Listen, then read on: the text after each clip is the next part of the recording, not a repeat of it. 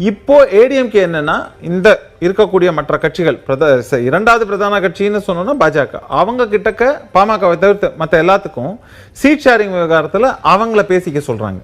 So உங்களுக்கு மொத்தமா நாங்கள் இவ்வளவு பிஜேபியை நாங்க மொத்தமா அழைச்சிட்டு வந்த கட்சிகளுக்கு அவங்க பேசிக்கிறது. ஆமா, மொத்தமா உங்களுக்கு இத்தனை சீட்டுன்னு ஒதுக்கிடுறோம் கூட்டணிகளுக்கு, நீங்க எப்படி பிரிச்சு கொடுக்கணுமோ நீங்க பார்த்து பண்ணுங்கன்னு. சோ அது வந்து தலைவலி தங்கள்கிட்ட இல்லாம பாத்துக்கிறாங்க அப்படிங்கிற ஒரு விஷயம். திமுகவில் அது டிஃப்ரெண்டா நடக்குது அப்படிங்கிறது வேற விஷயம்.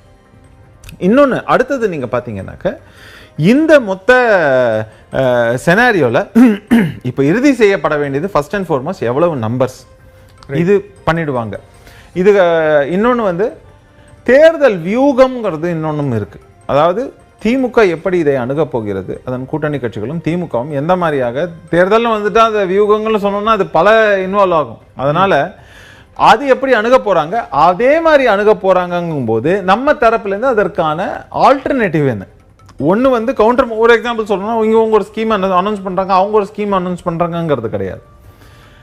இதுல வந்து பணம் விளையாட்டுல இருந்து பல விஷயங்கள் நடக்கும். அப்படித்தான் அவங்க வின் பண்ண போறாங்க. நீங்க எப்படி கவுண்டர் பண்ண போறீங்க? இது எல்லாமே இந்த சந்திப்புல பேசுவாங்க, எல்லாம் பேசுவாங்க.